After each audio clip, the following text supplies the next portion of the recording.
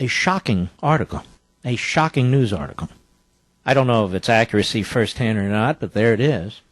It was in the Wall Street Journal news section called Spy versus Spy, Inside the Fraying U.S.-Israel Ties, by Adam Enthouse. The United States closely monitored Israel's military bases. And by the way, why am I reading this? I want you to see how completely outrageous this administration has been with one of our closest allies and how this entire situation is unraveled. The U.S. closely monitored Israel's military bases and eavesdropped on secret communications in 2012, fearing its longtime ally might try to carry out a strike on Fordow, Iran's most heavily fortified nuclear facility. Nerves frayed at the White House after senior officials learned Israeli aircraft had flown in and out of Iran in what some believe was a dry run for a commando raid on the site. Worried that Israel might ignite a regional war, the White House sent a second aircraft carrier to the region and readied attack aircraft, a senior U.S. official said, in case all hell broke loose. The two countries, nursing a mutual distrust, each had something to hide. U.S. officials hoped to restrain Israel long enough to advance negotiations on a nuclear deal with Iran that the U.S. had launched in secret. U.S. officials saw Israel's strike preparations as an attempt to usurp American foreign policy. No, it's an attempt to defend themselves. Instead of talking to each other, the allies kept their intentions secret. To figure out what they weren't being told, they turned to their spy agencies to fill the gaps. They employed deception not only against Iran, but against each other. After working in concert for nearly a decade to keep Iran from an atomic bomb, the U.S. and Israel split over the best means: diplomacy, covert action, or military strikes. Personal strains between Obama and Netanyahu erupted at their first Oval Office meeting in 2009, and an accumulation of grievances in the years since plunged relations between the two countries into crisis. The Wall Street Journal account of the souring of U.S.-Israel relations over Iran is based on interviews with nearly 24 current and former senior U.S. and Israeli officials. U.S. and Israeli officials say they want to rebuild trust, but acknowledge it won't be easy. Mr. Netanyahu reserves the right to continue covert action against Iran's nuclear program, said current and former Israeli officials, which could put the spy services of the United States and Israel on a collision course. Why? Is the CIA now working for Iran? I can't imagine.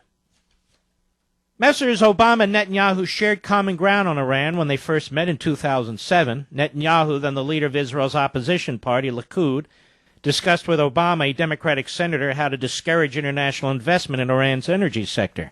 Afterward, Obama introduced legislation to that end. Suspicions grew during the 2008 presidential campaign race after Netanyahu spoke with some congressional Republicans who described Obama as pro-Arab, Israeli officials said. The content of the conversations later found its way back to the White House.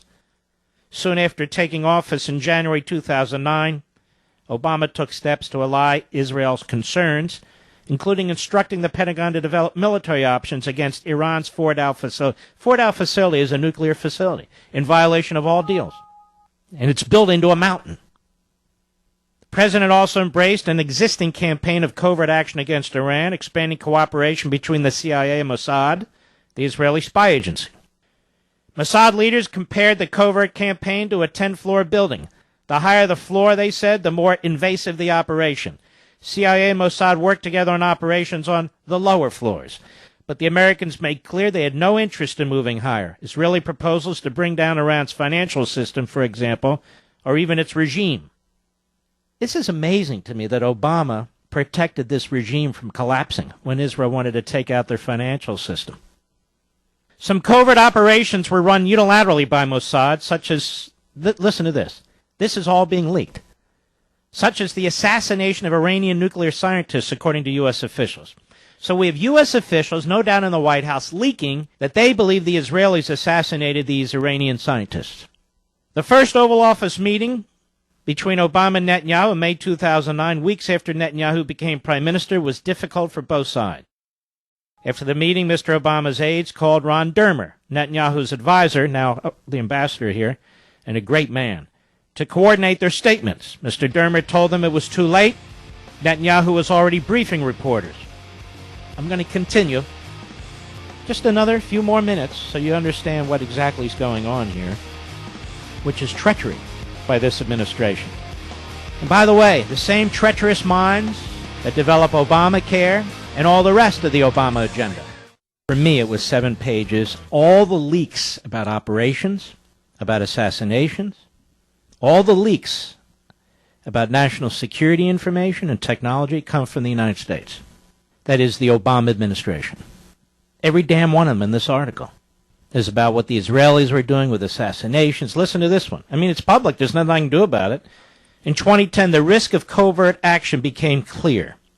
A computer virus dubbed Stuxnet, deployed jointly by the U.S. and Israel to destroy Iranian centrifuges used to process uranium, had inadvertently spread across the Internet. The Israelis wanted to launch cyber attacks against a range of Iranian institutions, according to U.S. officials. But the breach made Obama more cautious, officials said, for fear of triggering Iranian retaliation or damaging the global economy if a virus spread uncontrollably. Throughout this article, it's Obama officials, U.S. officials. Now, there are Israelis quoted too off the record, but they're not revealing secrets because the Obama administration reveals secrets all the time. Continue to listen if you would. Israel questioned whether its covert operations were enough, said aides to Netanyahu. Stuxnet had only temporarily slowed Tehran's progress. Netanyahu pivoted toward a military strike, raising anxiety levels in the White House. The U.S. Air Force analyzed the arms and aircraft needed to destroy Iran's nuclear facilities, concluded Israel didn't have the right equipment. The U.S. shared the findings in part to steer the Israelis from a military strike, so the Israelis wanted to go. The Israelis weren't persuaded and briefed the U.S. on an attack plan. Now listen to this, U.S. officials again, meaning Obama administration. Cargo planes would land in Iran with Israeli commandos on board who would blow the doors and go in through the porch entrance of Fordow, a senior U.S. official said. The Israelis planned to sabotage the nuclear facility from within. Why is this administration leaking all this stuff? I'm telling you about it because now every foreign government in the world knows about it. You might as well know about it. It's in the Wall Street Journal. Pentagon officials thought it was a suicide mission. They pressed the Israelis to give the U.S. advance warning. The Israelis were non-committal. I'm skipping around. Obama, meanwhile, was moving toward diplomacy. In December 2011, the White House secretly used then-Senator John Kerry to sound out Omani leaders about opening a back channel to the Iranians. That would be Oman. At the same time, the White House pressed the Israelis to scale back their assassination campaign and turn down the request for more aggressive covert measures, said U.S. officials. The Israelis had never admitted any assassination campaign. The president spoke publicly about his willingness to use force as a last resort to prevent Iran from getting a nuclear weapon. I don't bluff, Obama said in March 2012, but some of Netanyahu's advisors weren't convinced. In early 2012, U.S. spy agencies told the White House about a flurry of meetings that Netanyahu convened with top security advisors. The meetings covered everything from mission logistics to the political implications of a military strike, Israeli officials said. Now, for the discerning among us, U.S. spy agencies told the White House about a flurry of meetings that Netanyahu convened with top security advisors. You know what that means, Mr. Producer? The Israeli facilities were bugged. Right? How would we know about a flurry of meetings? How would we know about any of that stuff? U.S. spy agencies stepped up satellite surveillance of Israeli aircraft movements. They detected when Israeli pilots were put on alert and identified moonless nights, which would give the Israelis better cover for an attack. They watched the Israelis practice strike missions and learned they were probing Iran's air defenses, looking for ways to fly in undetected, U.S. officials said. U.S. officials said. Do you remember... Folks, you remember, Mr. Producer, several years ago, all of a sudden it was revealed how the Israelis would conduct an airstrike against this nuclear facility. Remember that? They would fly low, they'd come over Iraq and all the rest of it. The Obama administration leaked that. Is this what you do with an ally? Okay. You get the drift, ladies and gentlemen. I won't go through the whole thing. I've gone through about a third of it. If you want to read it, it is in the purchase section of the Wall Street Journal. It's really the kind of stuff that movies are made out of, but we're not really interested in making movies here. We're interested in laying out the facts. You want to know why Netanyahu came and spoke to the United States Congress? Because all this crap was going on. Obama's arming the enemy. Obama's keeping this stuff secret from the little country of Israel. Obama sends his people into Israel to try and defeat Netanyahu so he can get a quisling in there as the prime minister who will do his bidding. The United States has never treated an ally like this. The United States has never treated an ally like this, tried to topple a government, tried to prevent them from protecting themselves, and now leaking to the Wall Street Journal all of this top secret information. Don't you find this stunning, Mr. Producer? It's absolutely incredible. Meanwhile, very defensive of the regime in Iran. Very defensive of that regime. Very protective of it. Meanwhile, the Republicans in Congress surrender. They throw away the treaty provision of the Constitution, right? Oh, they had the votes to stop this. Wow, what if Obama didn't submit it? I've talked about this many times. He doesn't have to submit it. The Senate acts as if it's a treaty, and they don't ratify it. Obama can take his executive actions for which he should be impeached, but at a minimum, you create a constitutional confrontation. We can't do that. Oh, that Corker bill. Hey, that was a good bill.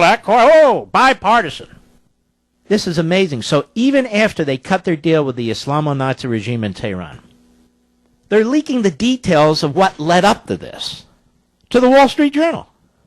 The details about the cyber war activity, about the assassination activity. Again, it's presumed, it's assumed based on what's being reported, that the Israelis were really prepared to hit them.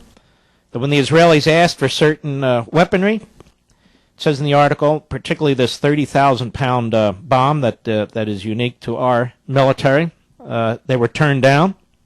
Instead, their plans are being leaked, they're being bugged, they're being surveilled.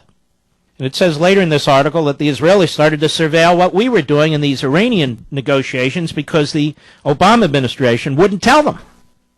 So we're negotiating in secret with Iran, with China, with Russia, with France, with Germany, about what's going to happen with Iran, the missiles they're going to get to keep, the ICBMs, the money they're going to get, all the rest of it, but we're not going to tell the Israelis. I just wanted you to know this.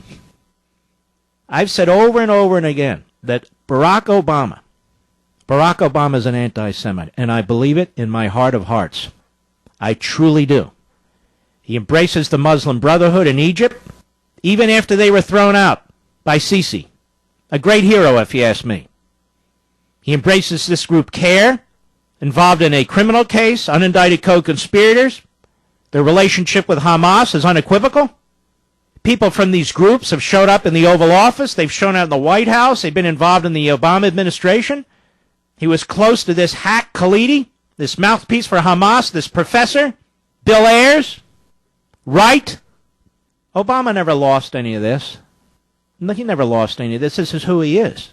This is how he was trained. This is his indoctrination. This is his ideology. And that's why, in the last few weeks, as the Palestinians have undertaken another terror campaign, the best this administration can do is to issue a statement saying both sides need to tamp it down, which is absolutely outrageous. And it sends signals throughout the world that the United States, under this president, Barack Obama, its word means nothing.